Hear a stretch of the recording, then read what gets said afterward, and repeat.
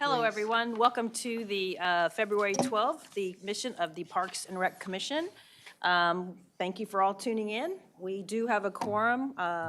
Commissioners Glenda Nichols and Donna Roberts are currently absent. Donna may be joining us later. Moving on to citizens communication. I see we don't have anyone in our audience today. No, ma'am. Okay, so we will move on to the approval of last month's meetings. Has everyone had a chance to review? Any comments? No, I didn't get a chance to review it, but Okay, I'll make a motion to approve as presented. do I have a second? Seconded. All right, so the meeting minutes from last month are approved. All right, so moving on to other business, I wanted to take this time, and I think this is something we're going to start doing every month, but this is where you will have the opportunity as a commissioner to give a quick, really quick update or highlight something you want before we move into the department business, but also realizing they're going to update us. But what I wanted to do today was update everyone on the fact that we are currently undergoing a master plan for the community center.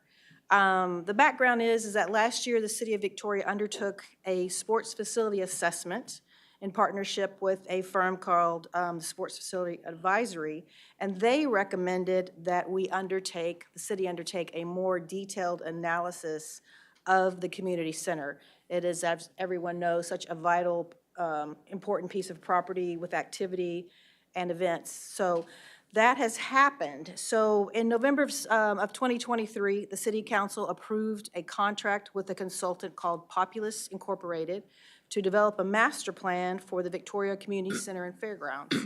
Populous is a global architecture design firm that has guided the improvements of numerous county fairgrounds and exposition centers across the nation. The consultants came the last few days in January, and we formed a steering committee. The steering committee was made up of members of the City of Victoria, Victoria County, the Parks and Rec Commission. I was there on the behalf of the commission, the Tourism Advisory Board, the University of Houston, Victoria College, the Victoria Livestock Show, and the South Texas Farm and Ranch Show, and the other big user was the Victoria Comic-Con. It was a day-and-a-half meeting, a very good meeting. Everyone in the steering committee was able to participate with thoughts, needs, wants, complaints, all of the above. And we are currently in the we're in a survey phase. So I sent each of the commissioners an email with links to the survey, and I wanted to recommend to the public to please reach out and take the survey. It's really short. It's maybe less than 5 minutes. You can do it so easily on your phone. The QR code is up on the screen, and if you're watching this, you can screenshot that. You can also find the survey link at the city's website, cityofvictoriatexas.org. You can also find it on the Facebook page. And I just wanted to compliment our Parks and Rec staff on your Facebook page. The Parks and Rec Facebook page is an excellent place to find out everything that's going on in the Parks and Recreation Department. Everything from the dates for the toddlers on the trails to what's going on with the master plan. And again, the link to this survey is both on the city website, it's behind my head, and it's on Facebook. So please take the time, and if you commissioners haven't do it, please take the time to go and give your input. The city is always seeking input from its residents to get the best centers, facilities, activities, all of the above, and we want to hear from the city. We want to hear from our residents. So if you use the community center, your input would be just so valuable. So the survey will be complete. The deadline for that is February 18, so it's coming up. Once they get the survey, our consultant Populous will continue to make design recommendations and do some concepts. There are future meetings where they're coming back to town, or they'll do it by Zoom. They will we'll have 2 public meetings with them, one in March and one in April, to share the results of the survey, and then they will also be answering questions and accepting feedback. And then the master plan for the community center will be brought to City Council for adoption in late spring. And it is such, as you all know, there's so much there. We actually toured the facility, we toured the property. We met at length with the Victoria Livestock show who are such a big user of it.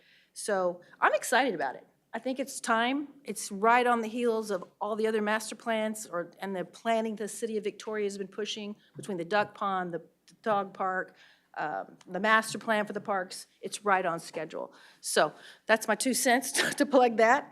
So please go take the survey.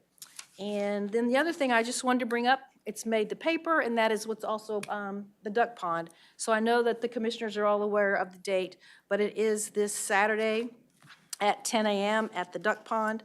We're excited about it. Yes. So it's 10 a.m. and it's a free event. It will be live streamed.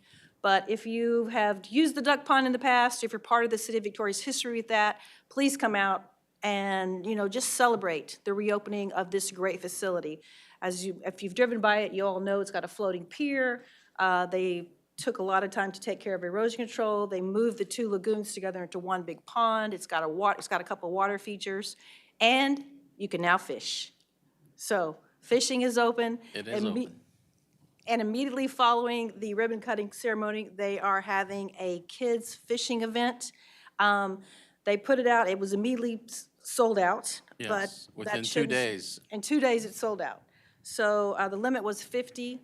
But if you're interested, you can still go and get on the wait list to find more about it, and that would be at victoriatech.gov/kidsfish. But even if you're not on the list for the Kids Fish, please come out, see what it's all about. There'll be food and drinks. The Parks and Rec staff will be there. It's really, truly something to celebrate. So I encourage everyone to please show up for that. All right, and with that, does any commissioners have anything else they want to add before we move into the updates from our staff? I have a question, and if you're gonna cover this in the update, then just say pass. But any update on the executive director for the Parks Department? Yes, we do. Nothing new, other than that the executive search firm is still conducting reviews of applications. So the application process is ongoing, and it is still open for anyone to apply. But at the moment, the executive search firm is still conducting the review process. I know that we had the 3 finalists come in, and I don't know if you're at liberty to say this or not, but did we make an offer and they didn't accept, or did we just not feel like any of the 3 were a good fit? No, we did make an offer to an individual, and after he spoke to his family, looked at his other, situations, he decided not to Okay, take the position. gotcha. Been there. But that's okay, but we continue the process. Have we had very many applicants, or how many have we had apply for the position? So the first round, we had over 40 applicants. And so far, we have more than 30. So we do have people who are interested in the position, who want to come to Victoria. So it's just a matter of finding the right fit. Are the majority of these from out of state or larger cities? Yeah, I would say it's split. It's fairly even. Probably, I would say 50% from out of state, another 50% within the state of Texas. Thank you. I wanted to ask about the vacancy on the commission. We have 1 open spot. Yes. So that position is indeed open. We have not started the process to fill the position yet. So I still need to work with the city secretary to find the right time to post the applications and fill the position. So we're still working with the city secretary. Thank you. I got some interest, and so I wanted to ask so I could follow up. Okay, great. And that's Fantastic. Ashley's position, right? from That is, stepping down? Yeah. How much longer was left on her term, do you know? Was it just, She came on when I came on, so I don't know. We're all like, Yeah, we're all so- like yeah. jigsawed in here somehow. Okay. Yeah. I don't know. All right. Then I'll turn it over to you, Mike. Yes, quick update. So again, thank you, Lori and the commission for all of your support of the parks staff and everything that we are doing to improve quality of life in Victoria. So you mentioned that the duck pond, the ribbon cutting is on the 17th of February, this coming weekend, this Saturday. So the dog park, as you can see on the screen, is open to the public. The dog park was part of the master plan, and it was championed by Easy Drain. And the dog park is complete.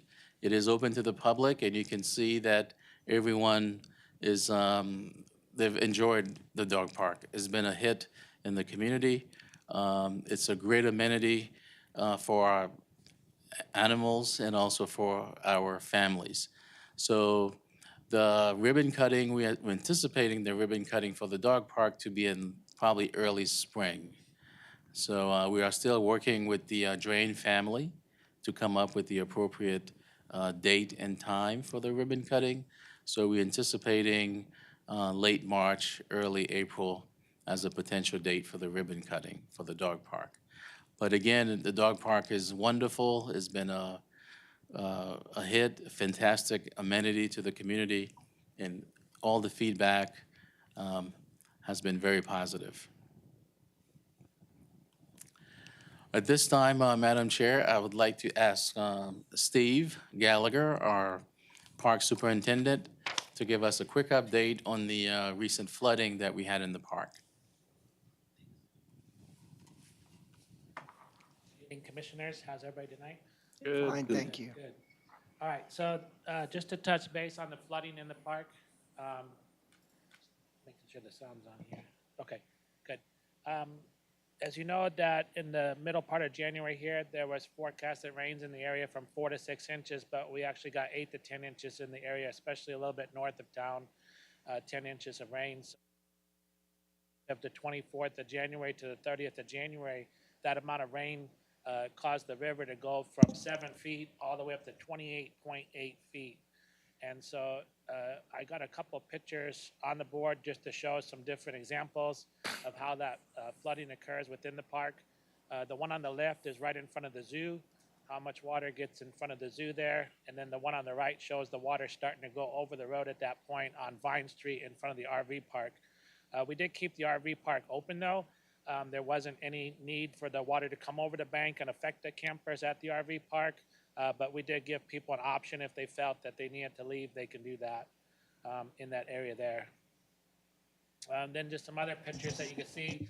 The one picture I want to highlight, there we go. Okay, now I can hear myself, sorry. The one picture that we can highlight, it'd be on my top right corner. That's the large dog park there.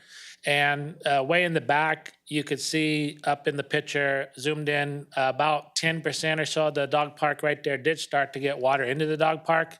And we know that would happen with this flooding area. And so we did secure that for the safety of the dogs and people not to be playing in the river water. And then we let it dry a couple days afterwards and wash the sidewalks out and stuff from that flood water coming in there. But this is a little bit early. It happens about once every 30 years. We get a flood in January. And so it's not much records. But by comparison, the 28.88 is the same as May of 23. This last May, we were at 28.9296 in there. So same heights, a little bit different results. You can also see inside the stadium at about 28.6 is when we start collecting water in the stadium. The University of Houston and Wayland Baptist had to fight through their second set of doubleheaders to play. They put up a screen and did some things to not affect play. But we did find that we're working with the street department to get a pricing. Next to the stadium, there's a lift gate that we can get fixed so that we can prevent flooding or damage to the stadium. And so that was a result too of just seeing that at this height. Normally when it's this height, it's at nighttime or dark or different times of the day. We're not playing games and it goes down. So to see this happen, it's a good result. So we know how to go and address situation to protect the facilities and amenities that we have throughout the park. But just different pictures throughout Grover's Bend and throughout the park. And then this is outside the stadium here. You can see some of the logs that are moving down the river, 50-foot trees, and then just some of the riverbank damage that you'll see. Most of the damage is on the west side of the park, but there's 3 or 4 areas of the park that you'll see that over time, this is right off McCrite behind Low Field there. And eventually, you're probably 50 feet from the road that will have to look at damage mitigation or river mitigation over time to help those areas that may weaken. There's probably about 4 areas to watch between Grover's Bend and the Fox's Bend area to monitor and work with city officials and say, you know, how we want the roads to run through the parks for that. So that is some stuff there on the flooding. Any questions on that? I have a question, just Yes, curious. ma'am. So do you guys budget for that? Do you have some kind of line item budget that's just knowing that we're gonna flood probably once a year for repair, erosion control, anything like that? So I know like the one in front of the golf course, they worked with getting a grant for about $750,000 to do that. That was a big one. And we are working with city engineers to review different things. We rent equipment for doing cleanup and repair. But maybe Mike, if you have any more intermediate stuff on that. No, we do budget general repairs in the park. So if the damage is caused by the flooding, we do have funding in the budget for general repairs. Now, for large bank erosions, we applied for grants. So the last grant that we received was from the NRCS grant, and it helped shore up the riverbanks across from the duck pond. So the large sections, we generally apply for grants for those. That was a major one, across from the golf course entry and Yes. by the duck pond. Yeah, that was a major, This looks like it's gonna be a major one too. it's pretty close to the road. Yeah, we continue to monitor Yeah. because every time we get a big flood, parts of the banks erode. Have y'all found through your research there that a timeline of what the soil erosion would probably reach towards the street where it would make it more hazardous or? I don't think we have, but we can talk to our city engineer. Yeah, See if 'cause- they can help us with something like that. Okay, yeah, It's a good because idea. I think the soil and water conservation there is probably prudent at this point right here. Right. Yeah. Yeah. And also then on February 3rd, you know, as well, we had 6 inches of rain Saturday morning, and then we had a second crest at 23.66 within a few days. So definitely with all the rain, it doesn't help those banks out. And even at that height could continue to weaken these areas, even if it doesn't hit the 28 feet.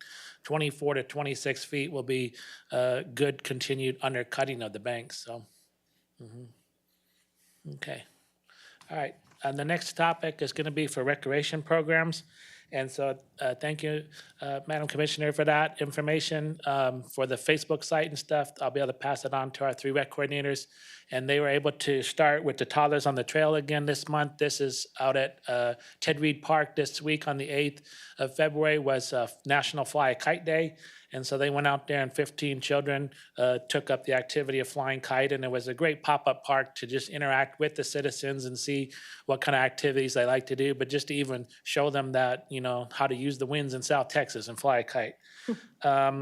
This week, they got Valentine Day making coming up. They're also working with Christ Kitchen in the Queen City neighborhood for movie night in the park area. And so with the weather, they'll be in Christ Kitchen, but the future is to get out into the park and utilize the park itself with that. And then our adult signups are ready for kickball and as well as softball coming up. And then those will start in March, but we do 3 seasons, so March to May, and then the summer and the June timeframe, and then again in the fall in September. We've been supporting a lot of the UHV and VSID and local tournaments and the TAF events coming up, VYSO soccer starting up. So definitely, as mentioned, to visit the victoriatx.gov/parks website or the Facebook page to get these new rec activities that are coming out. Finally, the last topic for recreation I'm going to touch base on is for the youth hunt. And so we were able to complete our second partnership with the Texas Parks and Wildlife with the Texas Youth Hunt, as well as the Texas Wildlife Association and National Wild Turkey Federation to have 5 more youth in the community between 11 and 16 come on out to participate in our partnership at the Port of Victoria. They battled through the same 6 inches of rain that February 3rd, but they were still able to go out that Friday evening and after the rain Saturday morning and do some hunting and get some bucks and some hogs. And then on Sunday, they did attempt to do hunting, but the winds after that front came through was too much. But they did hunt for a little bit, but was not able to catch anything based on the weather and the 25-mile-per-hour winds. But they got some good park rangers talk, and the canine visit from PD was out there, and just the help that these three organizations do to teach youth and parents about hunting and dressing and the field dressing and safety, and to teach them a skill. It's a lifelong lesson, and very good memories from all the participants and great stories as well. It's really good. If you get a chance, and we do one next year, I encourage you to put it on your schedule that night to go out there for a dinner. They cook meat and stuff and have the hunting stories and get to meet the kids. So next year, if you get a chance in that November and January timeframe, would be really good to make plans to attend that function as well. Thank you. Okay, well, thank you, Steve. Okay, so Commissioners, today I want to give you a quick update on our efforts to improve Queen City Park. I think you've heard from several citizens before that Queen City Park needs to be improved and so on. So today, my goal is to give you a quick update as to where we are with our efforts to improve the park. So just very briefly, Queen City neighborhood has two parks. I think all of you know where the Queen City neighborhood is at. So we have Will Rogers Park and Queen City Park, and you can see them on the screen, the two light green. So there are the two parks. The Will Rogers Park is in good condition, used frequently by the neighborhood. However, the Queen City Park has been an issue with loitering and so forth. So the Queen City Park is located at 2202 North Cameron. It's a very small park, 2.1 acres, and the land for the park was donated to the city way back in the early 1900s to be used as a park. So it has been a park for quite a long time. So this map shows the Queen City Park, and you can see that it's across from Christ's Kitchen and also from Mount Nebo Church. So currently, the park has a basketball court. You can see it on the screen, a small pavilion, and some picnic tables. The park does not have any playground equipment at the moment. And there's a history behind that.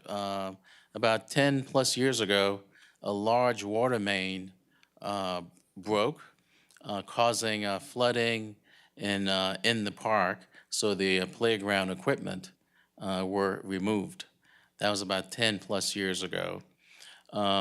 So to improve the park, from October to December, we published a survey and also did door-to-door surveying of the residents to obtain feedback from the residents as to what they would like to see happen at Queen City Park.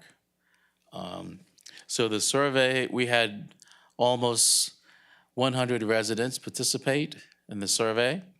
And the first question that we asked in the survey was the person's relationship to the Queen City area.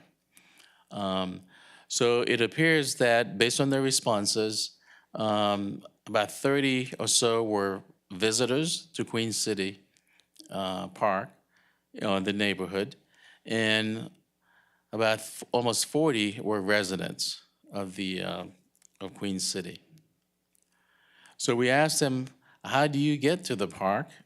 And the responses were fairly broad, but most of the residents walk to the park or they drive to the park. We also asked them, is Queen City Park accessible to you? How easy is it for you to get to the park? And the vast majority of the respondents said it was accessible and easy to get to. And then we asked, in 5 years, what one word or phrase would you like to use to describe Queen City Park 5 years from now? The majority said they would like to see a clean park, drug-free, homeless. Some said they might see homeless, but the majority said they would like to see a clean, drug-free park. And we also asked, what activities or facilities or features would you like to see at the park? And the majority, or at least 19 individuals or respondents said a playground. 15 said restroom, bathroom, another 15 said kid or children play, basketball, and so on. But very few said remove the park. We asked the questions, would you like to see the park be transformed to something else, like housing or community garden? Most of the residents said they would like to revitalize the park, put playground equipment back in the park so families can enjoy it. We also asked them, if you made the decision by yourself, what would you like to see happen to or in Queen City Park? The majority said clean. They would like to see the park cleaned. Some said they would like to see the park be kid-friendly, water park, upgrade or revitalize the park so families can enjoy, and drug-free. So in summary, the majority of the survey respondents appears to want the park to be cleaned up with new playground equipment.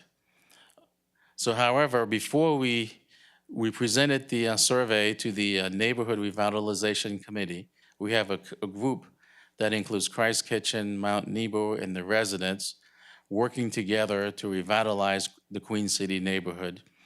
And they recommended the following. They said before we invest in new playground equipment, that we should coordinate with Christ Kitchen and the other partners to activate the park. Activate the park meaning that clean it up, have pop-up parks, yoga, Zumba in the park, to see if the residents would actually use the park before we invest in new playground equipment.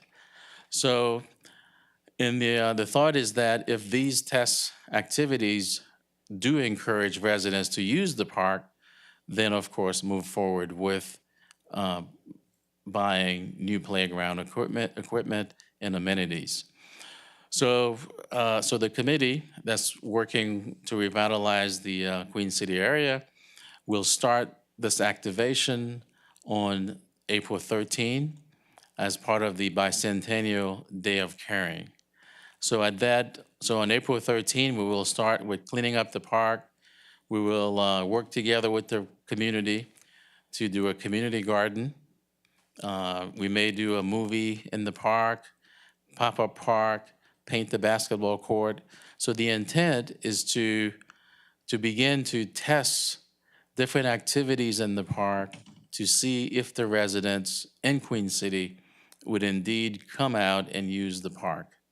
And again, and we're gonna continue that for at least 6 months, do different activities in the park for at least 6 months to see if there are any interest from the neighborhood to use the park at that time.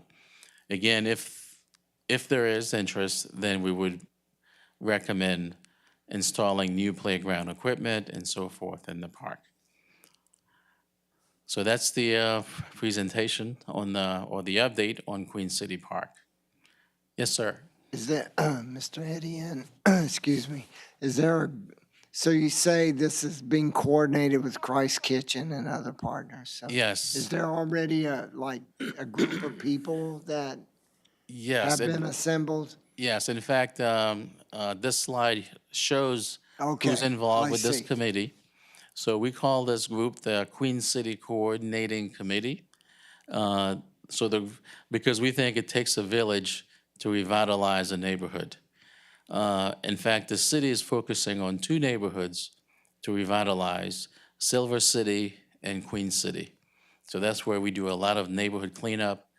We look at to do infill housing, improve streets, to holistically revitalize a neighborhood. In Queen City, We have a good committee that's working to coordinate that revitalization. And this slide shows who is involved, or who are the members of the committee. So we have residents, Christ Kitchen. The meetings are held at Christ Kitchen, actually. So Trish Hastings is very involved. We have Mount Nebo Baptist Church, parks staff, the police department, Public Works Department, to work on streets and drainage in the neighborhood. VISD, very involved because there's an elementary school in the neighborhood.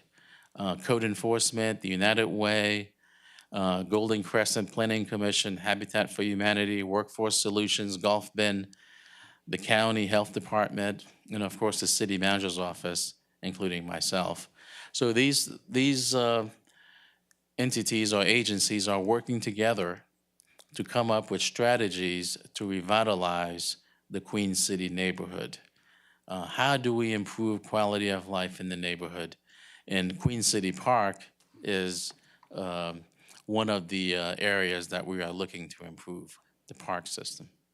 Mike, I have a question, because it's come up in a couple of the park surveys, especially, in Riverside, is the feeling of wanting to be safe in the parks.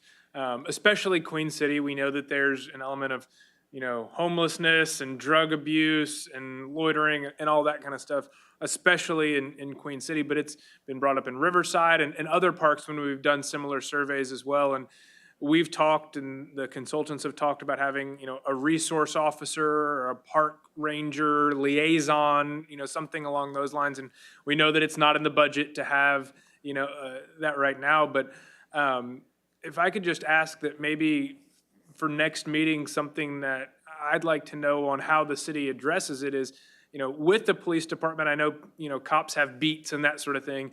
Is there a plan to incorporate the parks, Queen City, Riverside, the different parks, on a schedule that, as the police officers are making their rounds, 4 times a day, they're driving through Riverside to check on everything and just have that police presence so that, the people, the deleterious elements know that, hey, they're every day, multiple times a day, there is an officer driving to the park. Maybe it's happening, maybe it's not, but I would just like to know as a commissioner, how is the Parks and Rec Department in the city working with the police department to make sure that there's some aspect of policing in Queen City and in Riverside?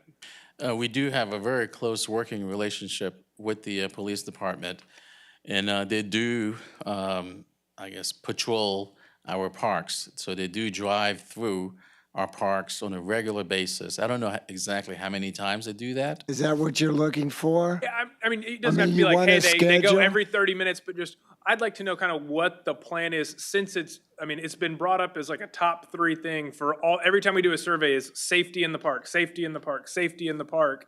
So obviously that is a top priority, at least that's what I'm getting from these surveys, of the residents of Victoria. So I'd just like to know, what is the city's plan for safety in the park? Obviously, we know that it's not in the budget to have the resource officer that we'd all love to see, but okay, what's the next level? How can we still provide safety in the parks from a law enforcement perspective without having the park So let me, liaison officer? yes, that's a very good point. Safety in the parks, very important. But let me talk to the police chief. Okay. And then maybe next meeting, I can come back with a formal report in terms of how often do they patrol the parks and so forth, and what's the plan? Thanks, appreciate it. Sure.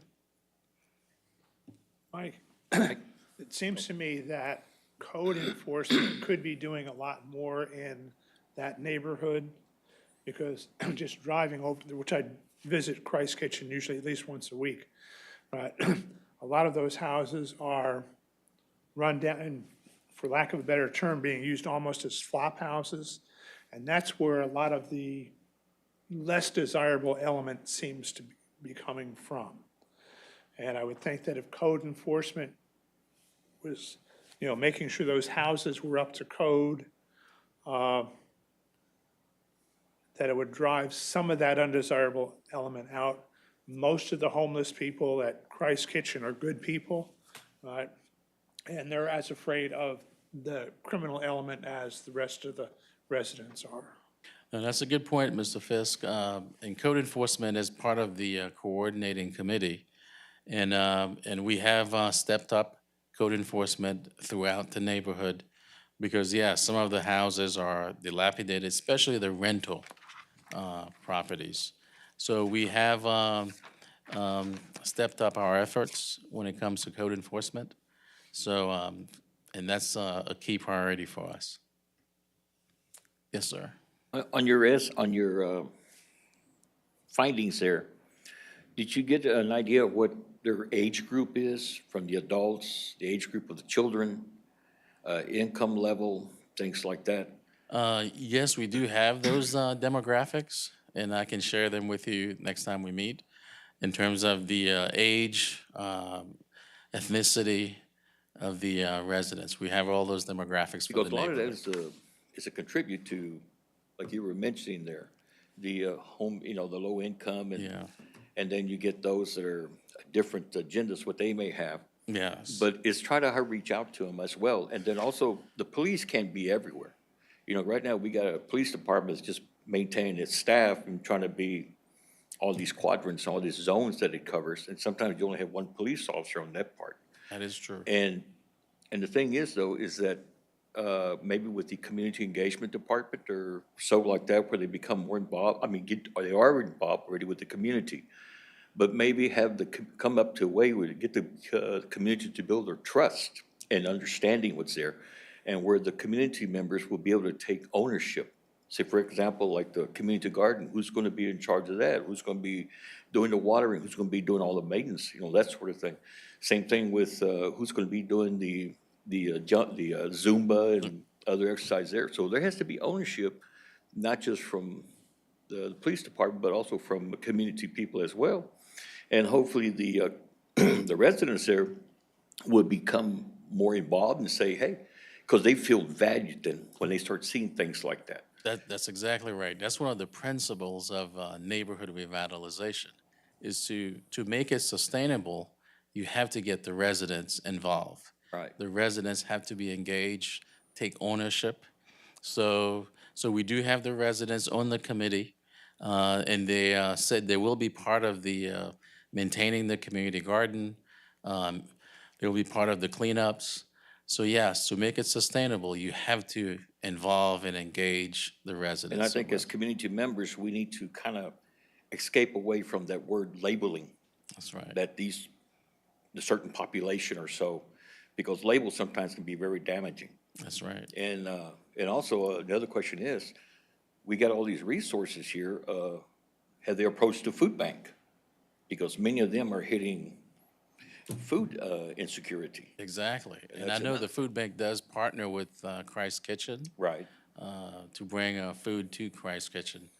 But they So, also do more things such as helping them from food stamps to TANF to Medicaid. All these other needs and finding them resources. that's right. Not just with that, but with what's in the community, the state and federal level as well. That's right. So, So well said, but very good point in regards to engaging the community, the residents, empower them to take ownership of improving the park and the entire neighborhood.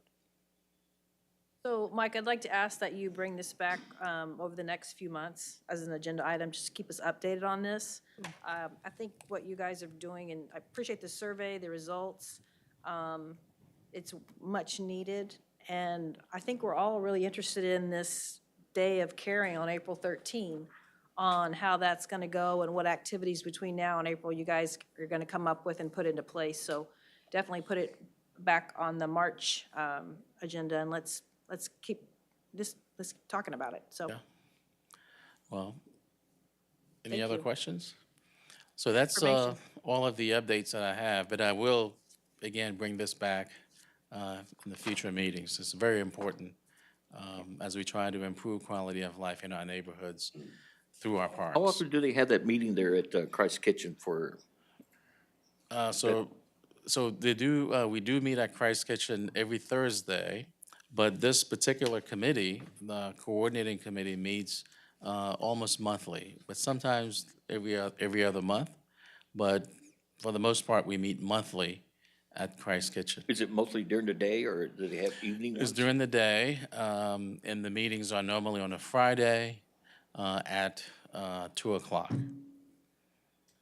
Well, while we're still on the subject, So Jesse, is that something you're interested in attending I on think behalf of it's- the commission? I think it's very important, you know, but. Do you have the availability to attend it? Well, that's the thing, you know, if I can find out what the hours are and see if I can get Okay. away from Well, what I if you do. could get with Mike and let us know. If not, I'd like, if possible, someone for the commission or two people, to take turns rotating in and out, but I think that would be a great idea. So, Because I think it'd be a good eye opener, because I don't know how many of the commissioners here have been exposed to things like that and worked with that, you know, continuously. And, you know, instead of just, what I've learned in experience is that people just judge before they get in there. And I think that's something we need to get away from. Yes, sir. And, Yes, sir. So, and I can forward you the meeting invitation for the next time we I meet. really would are you appreciate that. interested? Yes, Could definitely. you also forward the information to Commissioner Fisk? Okay. Thank you. And I know Mr. Fisk attends the Southside Coalition meetings regularly, and we'd love to have you at the Queen City as well. I went once and then they forgot to invite me to the next one, so I missed it. We can fix that. We can fix that. Thank you both. I would appreciate it if you guys, yep. I was gonna bring up that there's also a Silver City cleanup day happening on February 23rd. Yeah, usually Southside does that. Yeah. Yeah. So if anybody's interested, I'll be there for the cleanup on the 23rd. Great.